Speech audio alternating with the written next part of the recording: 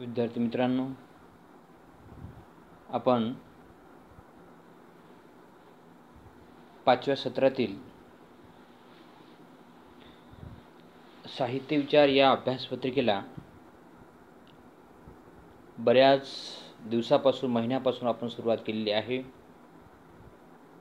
साहित्य विचार ही अभ्यासपत्रिका ही 10वी अभ्यासपत्रिका आहे.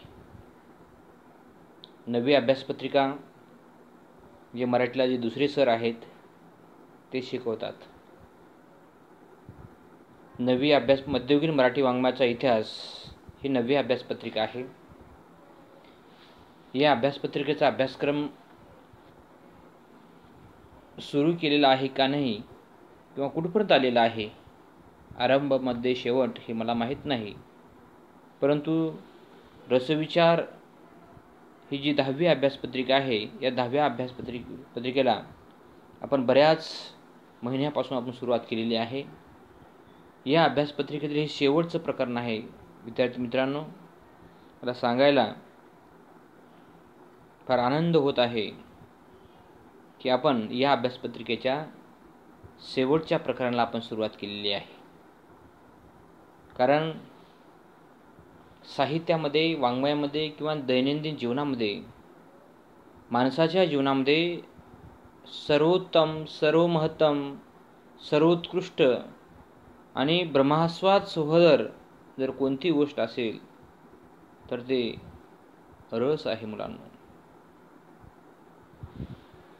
त्यालाच आपण आनंद सुद्धा म्हणूयात.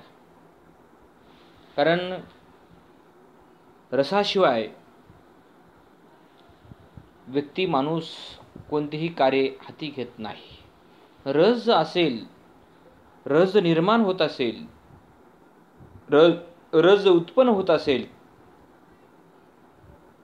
तरच ते कार्य आपण हाती घेतो, अन्यथा होत नाही प्रत्येक गोष्टीमध्ये. कारण रसाशिवाय आपण कोणतंच कार्य, कोणतीच गोष्ट आपण पूर्णत्वास करू शकत नाहीत, नेऊ शकत नाहीत किंवा करत नाहीत. अभ्यास असेल, अभ्यासामध्ये सुद्धा रस असला पाहिजे. अध्यापन आहे, अध्यापनात सुद्धा रस असला पाहिजे. रसाशिवाय माणूस अध्यापन करू शकत नाही. तर बाकीच्या विषयाचे अध्यापन कुठपर्यंत आहे मला माहीत नाही, परंतु माझा अभ्यासक्रम हा अगदी शेवटच्या टप्प्यामध्ये आहे. शेवटच्या प्रकरणाला आपण आज सुरुवात केलेली आहे. त्यामुळे माझ्यामध्ये रस आहे का नाही हे फक्त तुम्ही जाणू शकता, हे तुम्ही सांगू शकता. कारण रस जर नसला असता तर मी एकटा चलो रे अशा पद्धतीची अध्यापन भूमिका मी घेतली नसती. कारण कोणतंही काम करत असताना रस महत्त्वाचा आहे. रसाशिवाय, रसालाच इंग्रजीमध्ये इंटरेस्ट असंही म्हणतात. आणि रसविचार हा लेखनामध्ये सुद्धा महत्त्वाचा आहे, वाचनात महत्त्वाचा आहे, अध्ययनामध्ये महत्त्वाचा आहे आणि अध्यापनात सुद्धा महत्त्वाचा आहे. किंवा दैनंदिन जीवनामध्ये जीवन जगत असताना सुद्धा रस जर असेल तर माणूस जीवन जगतो, रस असेल तर माणूस संसार करतो, रस असेल तर माणूस भविष्याकडे वाटचाल करतो, अन्यथा तिथंच थांबतो मुलांनो. अशाच पद्धतीचा विचार हा वाङ्मयाच्या बाबतीमध्ये सुद्धा आहे मुलांनो. म्हणून साहित्यामधला सर्वोच्च जर घटना कोणती असेल तर रस नावाची घटना आहे. कारण रसविचारच साहित्यामधला महत्त्वाचा घटक आहे. एखादा लेखक का लिहितो आणि एखादा व्यक्ती, वाचक का वाचतो, या दोन्ही प्रश्नाचं उत्तर रस विचारच आहे. रस आहे म्हणूनच लिहितो आणि रस आहे म्हणूनच वाचतो, रस आहे म्हणूनच बोलतो आणि रस आहे म्हणूनच अध्यापनाचं कार्य करतो मुलांनो. आणि तुमच्यामध्ये रस आहे का नाही तुम्हीच स्वतःचं आत्मपरीक्षण करू शकता. रस जर असेल तर दररोज अपडेट ऑनलाईन गुगल क्लासरूमला तुम्ही भेट देऊ शकता, भेट देता. रस जर नसेल तर तुम्ही भेटही देणार नाही. आता भेट देता का नाही, ऑनलाईन गुगल क्लासरूममध्ये जो काही घटक आहे त्या घटकांचं श्रवण करता का नाही हे मला माहीत आहेच. तुम्हाला माहीत आहे की नाही माहीत, मला माहीत आहे. किती विद्यार्थी या ऑनलाईन तासिकेचा आस्वाद घेत आहेत हे मला चांगलं माहीत आहे. हा चांगलं माहिती आहे मुलांनो. अशा प्रकारची परिस्थिती जर करोना नावाची सदृश परिस्थिती निर्माण झाली नसती तर ही वेळ आली नसती. अशा प्रकारचा ऑनलाईन अध्यापनाचा मार्ग माझ्यासारखा तरी जमला नसता मुलांनो. मी अतिशय सामान्य शिक्षक प्राध्यापक आहे. असं तांत्रिक गोष्टी मला जमल्या नसत्या. पण या परिस्थितीमुळे अपरिहार्य परिस्थिती निर्माण झाली की माणूस आपोआप जमत नसलेल्या गोष्टीसुद्धा शिकत असतो मुलांनो. अशा पद्धतीने या गोष्टी आत्मसात झालेल्या आहेत. आणि आता आपण साहित्य विचार या अभ्यासपत्रिकेला शेवटच्या प्रकरणाला आपण सुरुवात केलेली आहे. त्या प्रकाराचं नाव रसविचार. या रसविचार या प्रकरणाचा विचार करत असताना भरत मुनीने पहिल्या शतकामध्ये, कारण संस्कृतमध्ये जी आपण मम्मट पाहिलेलं आहे, रुद्रट पाहिलेलं आहे, कुंतक पाहिलेलं आहे, अनेक लोक पाहिले, विश्वनाथ पाहिलेलं आहे, अशा अनेक संस्कृत अभ्यासकांचा आपण बऱ्याच दिवसांपासून विचार करत आहोत. भरत मुनीने, भरत नावाचा एक नाट्यशास्त्राचा अभ्यासक आहे संस्कृतमध्ये, भरत मुनीने पहिल्या शतकात नाट्यशास्त्र या ग्रंथात प्रथम रसविचार मांडलेला आहे. कधी कधी परीक्षेमध्ये प्रश्न येऊ शकतो मुलांनो. रसविचार हा प्रथमतः कोणी मांडलेला आहे? भरत मुनीने मांडलेला आहे. कोणत्या ग्रंथात मांडलेला आहे? नाट्यशास्त्र या ग्रंथात मांडलेला आहे. कोणत्या शतकात मांडलेला आहे? पहिल्या शतकात मांडलेला आहे. म्हणूनच भरत मुनीने पहिल्या शतकात नाट्यशास्त्र या ग्रंथात प्रथमतः रसविचार मांडलेला आहे. म्हणूनच रसविचार या बाबीचा जनक किंवा रसविचाराचा जनक भरत मुनीच आहे असं आपल्याला ठामपणे सांगावं लागेल. रसविचार या बाबीचा जनक, प्रणेता किंवा रसविचाराचा प्रणेता भरत मुनी आहे असं आपल्याला सांगता येईल. रस हा, आत्ताच मी जी चर्चा केलेली आहे मुलांनो, रस हा काव्याचा आत्मा आहे. रस हा काव्याचा आत्मा आहे, प्राणभूत तत्व आहे. कारण रस जर नसेल तर कोणीही लिहिणार नाही, कोणीही वाचणार नाही. कारण शास्त्रामध्ये आणि साहित्यामध्ये जो काही मूलभूत फरक आहे तो फरक म्हणजे रस आहे. शास्त्रामध्ये रस नाही. शास्त्र हे शुष्क आहे, रसहीन आहे. आणि वाङ्मय हे साहित्य हे रसयुक्त आहे. रसयुक्त आहे, मदाळ आहे, अलंकारिक आहे, वक्रोक्ती आहे, यामध्ये ध्वनी आहे, औचित्य विचार आहे. या सर्व गुणवैशिष्ट्यांचा समावेश साहित्यामध्ये, वाङ्मयामध्ये आहे. याचाच अर्थ वाङ्मय हे रसयुक्त आहे. म्हणूनच रस हा काव्याचा आत्मा आहे. आणि त्यामुळेच साहित्याची, वाङ्मयाची निर्मिती ही पुन्हा पुन्हा होत असते. आता नेमका रस म्हणजे काय? रस या शब्दाचा अर्थ आपल्याला पाहिला पाहिजे, विचार केला पाहिजे. रस हा धातू, रस म्हणजे रुची घेणे. शब्दशः अर्थ काय पाहिला तर त्याचा अर्थ काय होतो? रस म्हणजे रुची घेणे, रस म्हणजे आस्वाद घेणे. अशा प्रकारचे अनेक अर्थ शब्दशः वस्तुनिष्ठ रस या शब्दातून आपल्याला सांगता येतात. आणि त्याचे अर्थ आपण वेगवेगळ्या पद्धतीने पाहत आहोत मुलांनो. आता रस विचार या प्रकारचा आपण जेव्हा, या संकल्पनेचा जेव्हा आपण विचार करतो, काव्य वाचनानंतर वाचकाच्या मनाचा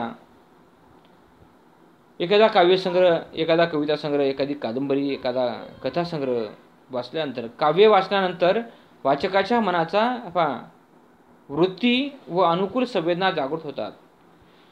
वाचकाचं एखादं साहित्य किंवा वाङ्मय वाचल्यानंतर जो कोणी वाचक आहे, वाचकाच्या मनाचा जो काही स्वभाव आहे, जी काही वृत्ती आहे, अनुकूल संवेदना जागृत होतात. आणखी आपल्याला वेगळ्या पद्धतीने रस या संकल्पनेचा विचार करता येतो मुलांनो. अनुकूल संवेदना म्हणजे रसिकांच्या मनातील रस होय. अनुकूल संवेदना, अनुकूल संवेदना कधी तयार होऊ शकतात? सदैव माणसाच्या मनातील अनुकूल संवेदना तयार होऊ शकत नाही. माणसाचं मन जे आहे त्या मनाला पोषक अशा प्रकारचं वातावरण सुहृदय अशा प्रकारची परिस्थिती जर असेल तरच अनुकूल संवेदना तयार होऊ शकतात. म्हणूनच अनुकूल संवेदना म्हणजे रसिकाच्या मनातील रस होय. रसिकाच्या मनातला समजा जे काही मन आहे त्याच्या आवडीनुसार, त्याच्या निवडीनुसार, त्याला हवं आहे, रुचेल, पचेल अशा प्रकारची परिस्थिती जर असेल तर मनामध्ये रस निर्माण होऊ शकतो. अनेकदा मन कठोर होऊ शकतं, दगडासारखं होऊ शकतं, ताठर होऊ शकतं. परंतु आवश्यक आणि पोषक सभोवतालचा भोवताल जर असेल तर वाचकांचं मन मृदू, सबाह्य नवनीत, तसे सज्जनाचे चित्त अशा प्रकारचं मन होऊ शकतं मुलांनो. म्हणून अनुकूल संवेदना म्हणजे रसिकांच्या मनातील रस होय. रसास्वाद म्हणजे भावनेचा आस्वाद. रसासाठी भावना, आवड, निवड, इच्छा, आकांक्षा या गोष्टी सुद्धा महत्त्वाच्या आहेत मुलांना. म्हणून रसास्वाद म्हणजे भावनेचा आस्वाद. प्रत्येक सहृदय माणसाला इच्छा आहे, आकांक्षा आहे, भावना आहे आणि त्या भावनेचा आस्वाद घेतला पाहिजे. भावनाहीन आहे असा एक सुद्धा व्यक्ती नाही मुलांना. प्रत्येकाला भावना असते. कोणाची भावना प्रकट होते, कोणाची भावना प्रकट होत नाही. कोणाचं प्रकट मन असते, कोणाचं अप्रकट मन असते, कोणाचं सुप्त असते, कोणाचं अगदी उघड अशा स्वरूपामध्ये असा विचार मांडलेला असतो. म्हणून रस म्हणजे भावना जागृतीचा अनुभव. रस म्हणजे काय? भावना जागृतीचा अनुभव आहे. रस ही गोष्ट किंवा रस ही बाब ही दिसणारी गोष्ट नाही मुलांना. एकदा सांगितलं हा व्यक्ती फार गोड आहे, सांगितल्यामुळे तो व्यक्ती गोड आहे यावर आपण सिद्ध होत नाही. त्या व्यक्तीचा सहवास, त्या व्यक्तीचे अनुभव, त्या व्यक्तीच्या सभोवताली आपलं जर जगणं वागणं असेल त्यावर आपल्याला सांगता येतं. अनुभव घ्यावा लागतो मुलांना. भावना जागृतीचा अनुभव प्रत्यक्ष त्या माणसाचा सहवास लावला पाहिजे. तेव्हाच काय भावना जागृतीचा अनुभव माझा चांगला आहे का वाईट आहे, खराब आहे का गोड आहे, तिखट आहे का आंबट आहे. अनुभव घेतल्यानंतर आपण सांगतो हे आंबा गोड आहे, आंबा आंबट आहे, चिंच आंबट आहे, चिंच गोड आहे, कारलं कडू आहे. एखाद्याला सांगितलं म्हणून आपण एखादा व्यक्ती एखादं फळ गोड आहे, आंबट आहे, शौकीन आहे असं आपण सांगू शकत नाही. कारण त्याचा अनुभव घेतला, आस्वाद घेतल्यानंतरच मुलांनो आपण हे सांगू शकतो की. म्हणूनच भावना महत्त्वाची. भावना जागृतीचा अनुभव म्हणजे रस निर्मितीसाठी भावना जागृती अपेक्षितच आहे. भावना जागृती अपेक्षित. भावनेशिवाय आपण सांगू शकत नाही की साहित्य हे वाङ्मय रसयुक्त आहे, रसाळ आहे, मदाळ आहे, गोड आहे, अवीट आहे, गुणवत्तायुक्त आहे, शाश्वत आहे, चिरकाल आहे, नवचैतन्याचा मूल्य आविष्कार करणारे हे साहित्य आहे. हे आपण कधी सांगू शकतो? कारण त्या बाबतीमध्ये आपल्या मनामध्ये भावना जागृती निर्माण झाली असेल, आपण ते प्रत्यक्ष अनुभवला असेल तरच आपण सांगू शकतो, अन्यथा सांगू शकत नाही.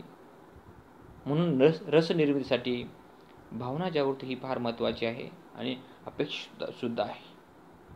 म्हणून रस ही एक प्रकारची चित्तवृत्ती आहे. माणसाचं चित्त कामात कसं आहे, घरात कसं आहे, शाळेत कसं आहे, कुटुंबात कसं आहे, वर्गात कसं आहे त्यावर अवलंबून आहे. आपलं चित्त ग्रामीण भागात म्हणतात धड देवळात आणि चित्त पायतानात.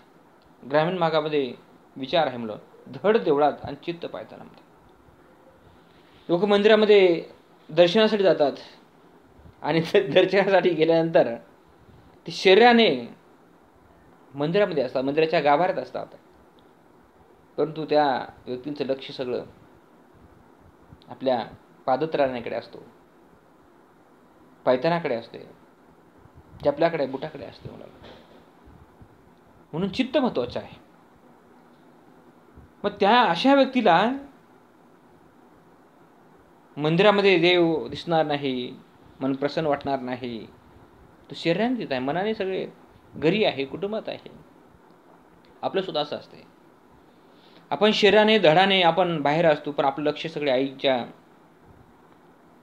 चुलीकडे असते, स्वयंपाकघरात असते, किचनमध्ये असते. आई आज काय केली असेल. चित्त सगळं देतात, कारण या चित्तवृत्तीतूनच रसात निर्मिती होत असे म्हणून. आपलं चित्त कसं आहे, ध्यान कसं आहे, आपण त्या घटनेकडे, त्या प्रसंगाकडे किती एकरूप आहोत, किती तद्रूप आहोत, त्यावर रसाची निर्मिती अवलंबून असते मुलांना.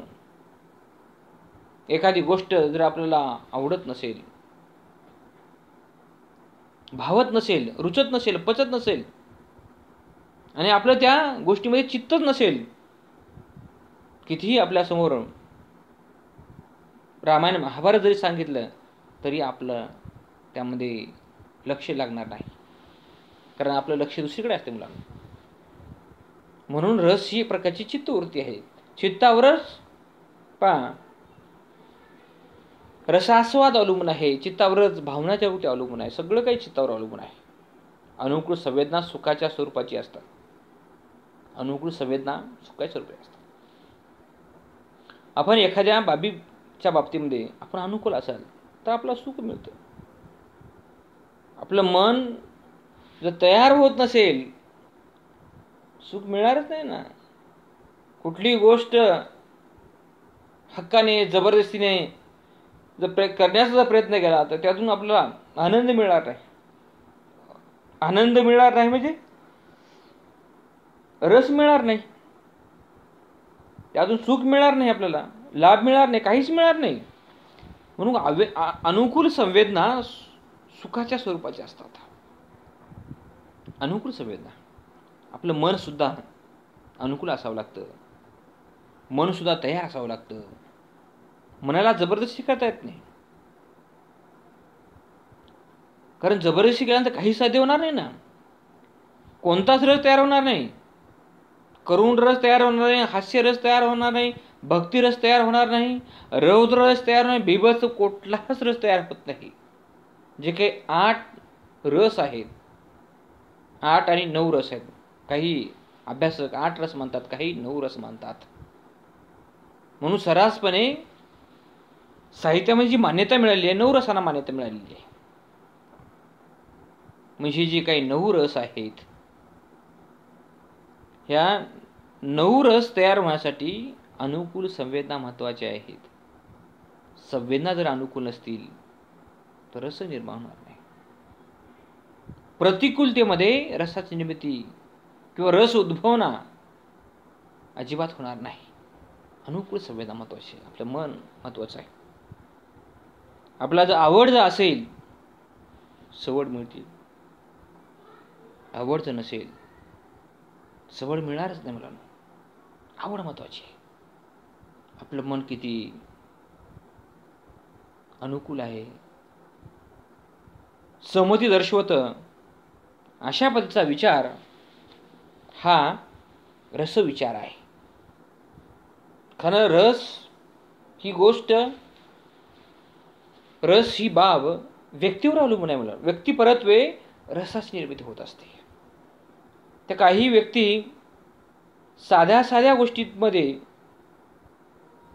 सुद्धा आनंद निर्माण करतात, आनंद शोधतात, आनंद पाहतात, आनंद बघतात, साध्या साध्या गोष्टीमध्ये.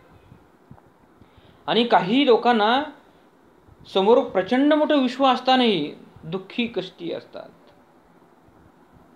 त्यांना रस निर्माण होणारच नाही. काही जरी ठेवलं त्याच्या समोर तर ते नाराज असतात. रस निर्माण होणारच नाही. रस निर्माण होण्यासाठी माणूस प्रसन्न असावं लागतं. प्रसन्न असावं लागतं. त्या माणसाच्या मनातल्या ज्या काही संवेदना आहेत त्या पूर्णपणे अशा मोकळ्या खळखळ असाव्या लागतात. म्हणून एखादी गोष्ट घडली की लोक खळखळून हसतातच. हा हा हा हा हा हा खळखळून हसतात. एखादा काच फुटल्यानंतर खळमय आवाज येतो. एखादा निर्झर किंवा झरा खळखळ वाहत जातो. तसं माणसं सुद्धा तसं जीवन जातात. चोवीस बसता उरता हास्याचे, विनोदाचे, हसण्याचे कल्लोळ निर्माण करतात, फवारे निर्माण करतात.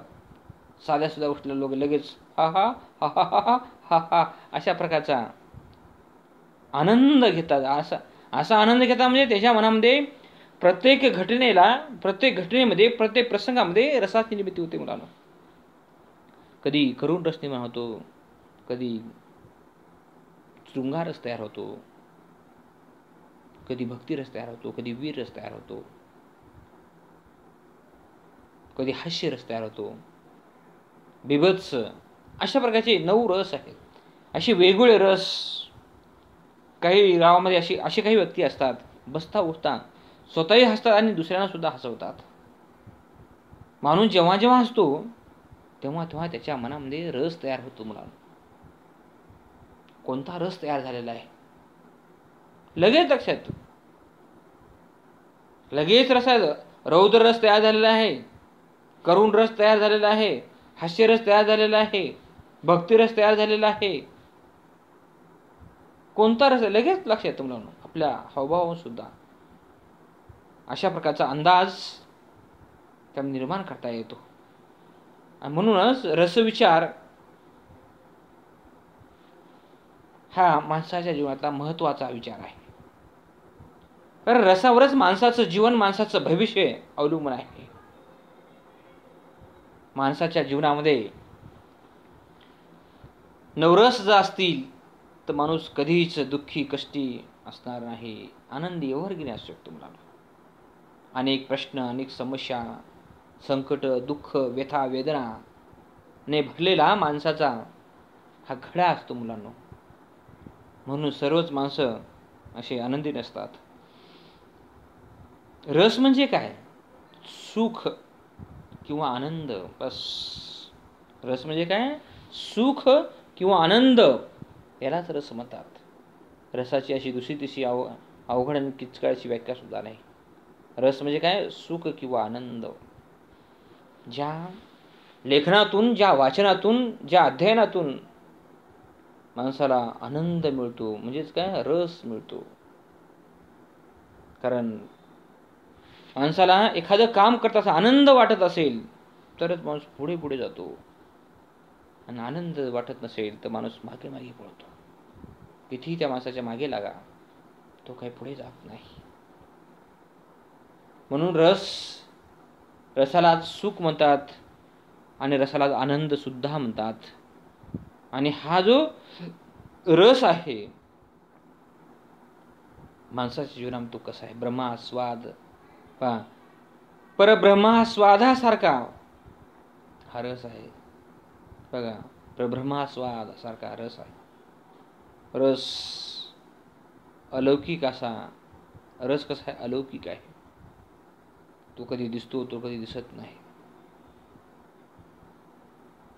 रस अलौकिक असा चिन्मय आहे. चिन्मय म्हणजे प्रकाशमय. माणूस कसा आहे? माणूस कसा आहे? निरोगी आहे, आनंदी आहे, हेल्दी आहे, दुःखी आहे या कष्टी आहे? रसावरून, त्याच्या चेहऱ्यावरून, त्याच्या हावभावावरून तो कसा आहे, कसा जीवन जगत आहे लगेच 0 मिनिटात कळतं मुलांना. 0 मिनिटात लगेच कळतं. म्हणून रस अलौकिक असा चिन्मय प्रकाश स्वरूपासारखा असतो मुलांनो. आणखी रस म्हणजे चरवणा. रस म्हणजे काय? चरवणा. आपण एखाद्या गोष्टीला, एखाद्या घटनेकडे कसं पाहतो, त्या प्रश्नाला कसं चघळतो. रस म्हणजे काय? चघळणे. एखादा घास आहे, एखादा घास आपण 10 वेळ जर चावला किंवा चघळला, त्यातून रस कसा तयार होतो पहा. एखादा घास चावल्यानंतर, चघळल्यानंतर त्यातून पाचक रस तयार होतो मुलांनो. जे लाळ असते ना आपला, लाळेतून जे टेस्ट तयार होते त्याला पाचक रस म्हणतात. आणि 15 वेळेस चावल्यानंतर, 20 वेळेस चावल्यानंतर, एक घास 32 वेळेस चावला पाहिजे असं अपेक्षित आहे, असं विज्ञान सांगतं मुलांना. म्हणून रस म्हणजे काय? चरवणा. आपण एखादा विषय, एखादा प्रश्न, एखादं आव्हान कसं चघळतो आणि त्यातून चघळून चघळून चघळून चघळून जितकं जास्त चघळाल तुम्ही तेवढा जास्त रस तयार होतो मुलांना. ऊसाचं उदाहरण घ्या. ऊस आपण चघळतो, चघळून चघळून रस शोषण करतो आणि चोथा फेकून देतो मुलांना. तसं रसाचं आहे. त्या विषयाला आपण किती घोळतो, त्या विषयाला आपण प्रेम किती करतो, तो विषय कसा हाताळतो, एखादी कादंबरी, एखादी कविता कसं वाचतो. एक कविता तुम्ही जर पहिल्या वेळेस वाचलात, वाचन केलात, रसकरण कसं होतं बघा. दुसऱ्या वेळेस वाचा, दुसरा अर्थ आपल्याला भावतो. तिसरा अर्थ आपल्याला निष्पन्न होतो मुलांना. वाचन परत्वे, त्या कवितेतून, त्या कादंबरीतून, त्या वाङ्मयातून अर्थ भिन्न भिन्न व्यक्त होतो. म्हणून आपण त्या कवितेला, वाङ्मयाला कसं हाताळतो, वाङ्मयाकडे कसं पाहतो, आपला पाहण्याचा दृष्टिकोन कसा, निकोप आहे, निखळ आहे, पारदर्शक आहे का गढूळ आहे, ते आपल्यावर अवलंबून आहे. त्यातून रस तयार होत असतो. साध्या प्रसंगातूनही रसाचे, हास्याचे फवारे काही लोक तयार करू शकतात मुलांना. अशा पद्धतीनं रसाची निर्मिती होत असते. रस, आस्वाद आणि चरवणा. रसालाच आस्वाद म्हणतात, रसाला चरवणा म्हणतात, रसाला सुख म्हणतात, रसाला आनंद म्हणतात. हे समानार्थी शब्द आहेत, असू शकतात. आणि चरवण्यामध्ये सौख्य आहे. सौख्य नांदा भरे. आपण कसं वागतो, कसं जगतो, त्यामुळे त्यातच आनंद निर्माण होतो मुलांनो. सौख्य नांदा भरे. त्यातूनच आनंदाची निर्मिती होते. आनंद कधी मिळतो, आनंद कसा निर्माण होतो, आपल्यावर अवलंबून आहे. आपण कसं जगलं पाहिजे, आपण कसं राहिलं पाहिजे, आपण समन्वय कसा निर्माण केला पाहिजे, संवाद कसं साधला पाहिजे, आपली भाषा कशी आहे, आपला स्वभाव कसा आहे, त्यावर आनंद अवलंबून आहे. त्यावरच सौख्य अवलंबून आहे. आपली जर भाषा जर चांगली असेल तर सर्वत्र सौख्याचा आनंद आपल्याला पाहायला मिळतो, उपभोगायला मिळतो. म्हणून रसविचार हा माणसाच्या जीवनातला खूप महत्त्वाचा घटक आहे. व्यक्तीच्या जीवनावर आधारितच रसविचार आहे. रसविचार म्हणजे असं काही दगडावर, धोंड्यावर, मातीवर नाही.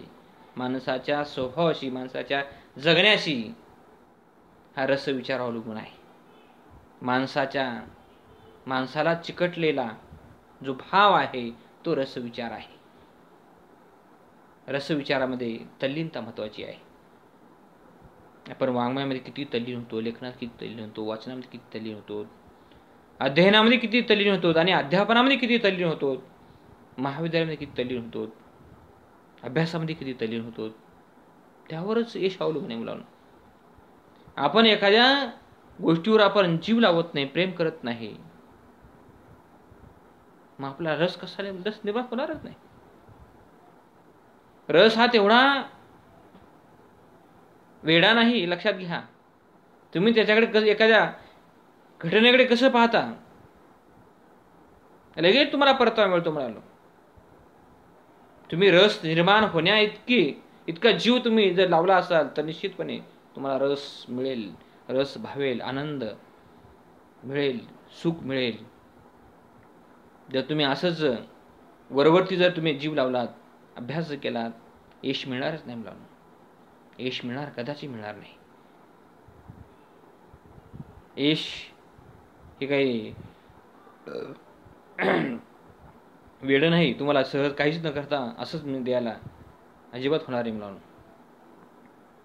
तुम्ही त्या अभ्यासामध्ये, त्या विषयामध्ये किती तल्लीन होता, किती एकरूप होता, किती तद्रूप होता, आणि तो अभ्यास किती वेळा तुम्ही केलेला आहे, तो विषय कसा समजून घेतलेला आहे, त्या विषयामधील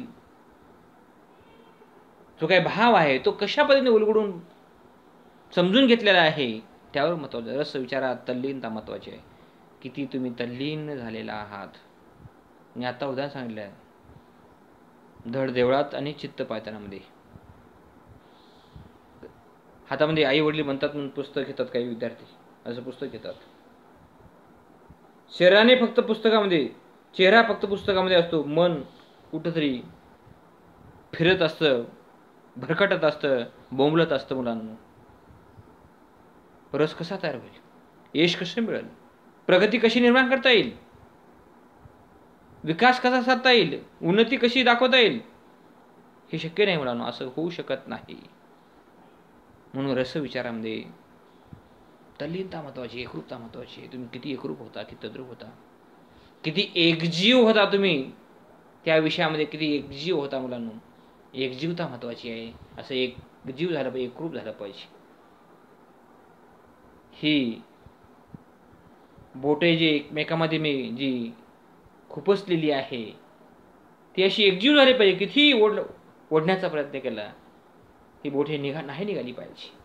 यालाच एकजीवता म्हणतात, तर यालाच तल्लीनता म्हणतात. आणि त्यातूनच रसविचार अवलंबून आहे मुलांना, त्यावरच रसविचार अवलंबून आहे.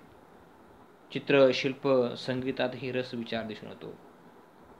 शेतामध्ये रसविचार तयार होतो, गावात, कुटुंबामध्ये, प्रवास, कुठेही रसविचार तयार होतो. म्हणून रस हा एकघन चमत्कार रूप असतो. रस हा एकघन चमत्कार रूप असतो. आपण एखाद्या विषयामध्ये किती एकजीव आहोत, किती एकजीव आहोत, त्यावरच चमत्कार अवलंबून आहे. ज्यावर चमत्कार रूप दिसतं मुलांना, नक्कीच चमत्कार दिसत नसतो मुलांना. त्या विषयामध्ये रात्रंदिवस आपण जर घाम जर गाळलात, कष्ट जर उपसलात, आपलं रक्त जर आठवलं, पुन्हा पुन्हा वाचन, पुन्हा पुन्हा लेखन, चिंतन, मनन जर केलात, तर 100% विद्यापीठामध्ये मी चमत्कार घडवू शकता मुलांना. चमत्कार एका दिवशी चमत्कार होत असतो मुलांना. लगेच तूप खाले की लगेच रूप दिसत नसते मुलांना. एका दिवशी तूप खाले की लगेच एका दिवसात रूप दिसत नसते मुलांना. बऱ्याच दिवसात त्याचे रिझल्ट दिसतात, चमत्कार दिसतात. तुम्ही दररोज अभ्यास करा, दिवसागणिक काहीतरी वाचा, काहीतरी लिहा. दररोज त्या विषयाशी मैत्री करा, दररोज त्या विषयाला भेट द्या, त्या विषयाशी संवाद साधा. बघा, निश्चितपणे 100% तुम्हाला तो विषय तुम्हाला बोलायला होईल. तुम्हाला तो विषय तुम्हाला सन्मान देईल. तो विषय तुम्हाला तुमची मान उंचावेल. तो विषय समजून घ्या. तो विषय बोलत नाही, पण त्या विषयाशी संवाद साधायला शिका तुम्ही. रस उगीच तयार होत असतो मुलांनो.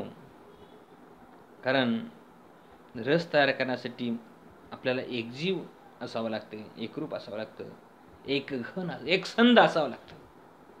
रस हा एकसंधतेच्या चमत्कारातून तयार होत असतो. उगीच रस तयार होत नाही. रस हा काही रस्त्यावर पडलेली गोष्ट नाही, लक्षात घ्या. रस हे व्यक्तीवर अवलंबून आहे. व्यक्तीचं अंतरंग कसं आहे त्यावरच बहिरंग अवलंबून आहे, हे लक्षात असू द्या मुलांना. अंतरंग कसं आहे त्यावरच बहिरंग अवलंबून आहे. एखादा कवी, एखादा लेखक मनाने, विचाराने किती समृद्ध आहे, किती सशक्त आहे, त्यावरच त्याची कलाकृती अवलंबून आहे. त्यावर त्याची कलाकृती अवलंबून आहे. मग त्या कलाकृतीतून नवरस तयार होऊ शकतात मुलांना. अशा पद्धतीचा विचार आपण रसविचार या प्रकरणामध्ये करणार आहोत. आपण बाकीचा घटक उद्या असायला धन्यवाद.